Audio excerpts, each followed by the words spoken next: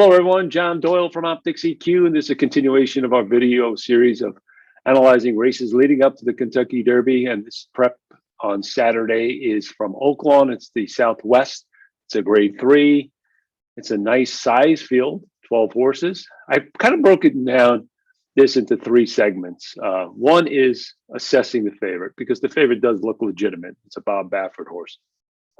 2 is looking at a big common race that a lot of horses, more than half the field are coming out of, the Smarty Jones, and try to learn something from that race. And then third, horses that, and this is important when you're looking at horses going from 2, 3-year-old season, horses that are on the improve, even though maybe their current form doesn't say they're fast enough or whatever, but horses not only to watch for this race, but going forward, okay? So that's the 3 segments. Let's start with the first segment, and let's look at the plot. It's a red fit. Contention is, average. Speed rating's a little bit below average. But the one thing that you could see is the number 10. That's the Bob Baffert horse. New Grange stands out on the plot. Big Q1 square. Everyone knows what Q1 means, right? Those are horses that win the most races. Square.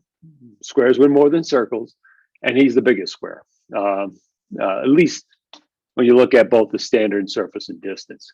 So, John Velasquez comes in to ride for Bob Baffert. He's been doing that a lot in California to a lot of success.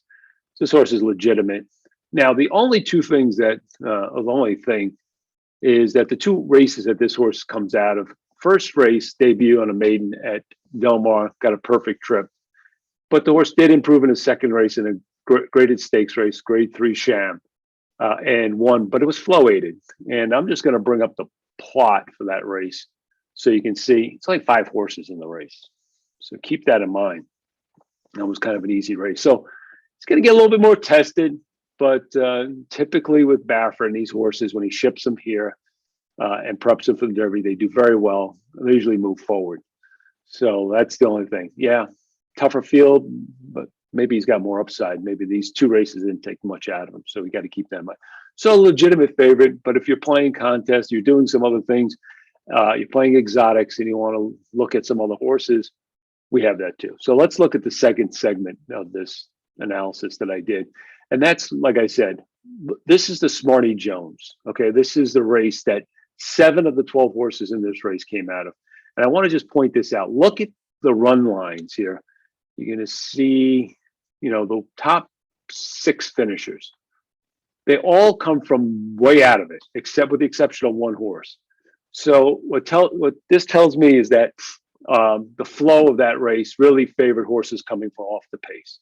And you remember our analysis early on with the plot saying that, hey, it didn't look like it was a very average pace, low speed rating, or at least a below average speed rating. So let's keep that in mind. Let's look at the horses that are running today that come out of this race, the Smarty Jones we just looked at. Okay, here we go. Here are the horses, the 1, 2, 3, 4, 7, 8, and 12. Okay, so again, what we want to do is be upgrading horses that were close to that early pace, downgrading horses that were coming from off of it. And you can see the horses that kind of, to me, that look like they were doing the best is the 4, right? We talked about him. He was up close. Faded. Horse was rushed early, got into free, didn't finish, but we can understand why. The race was backing up, in terms of pace scenario. And then the other one, Ben Diesel, was up forwardly placed. Dueling was against the flow, okay, and then faded. He's again going to be up forwardly placed today. May get better flow, so maybe he can stick around. You can see the other thing to note in this race, both the 1 and the 4 did take the most money, actually, than the other horses that were in this race. So just keep that in mind, okay?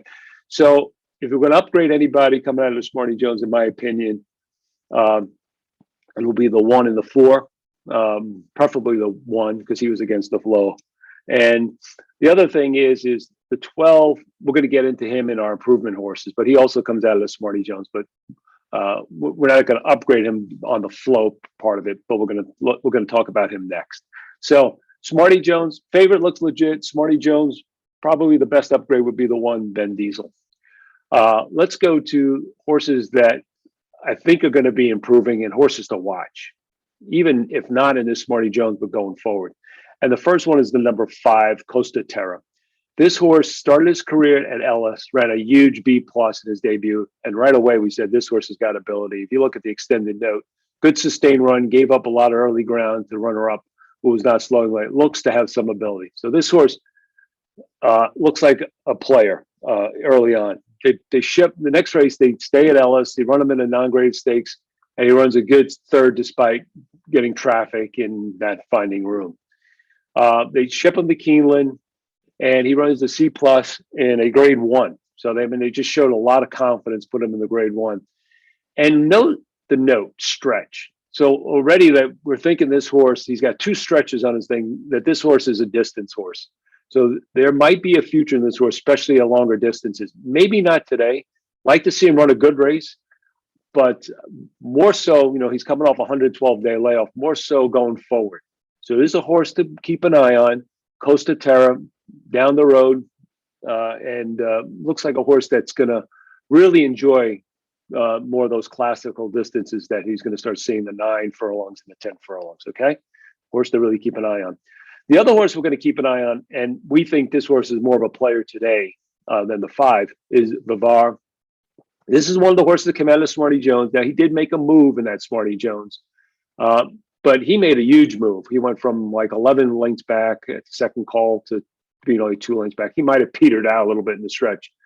And notice the improved we have here. So this is a horse that we think could make another step forward. And just look at his form. Look at his speed figures. All step forwards pretty much.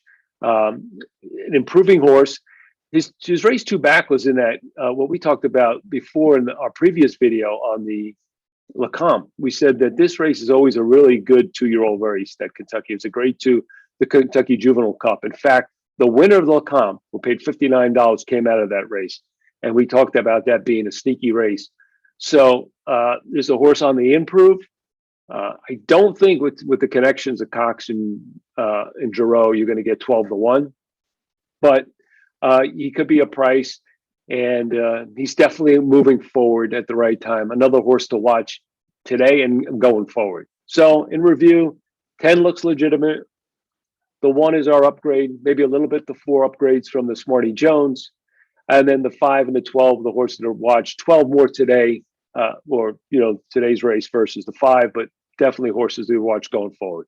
So that's our video analysis of the Southwest at Oaklawn Park. Good luck. If you want to hear more about us, go to our opticseq.com website, subscribe to this YouTube channel, and thanks for listening.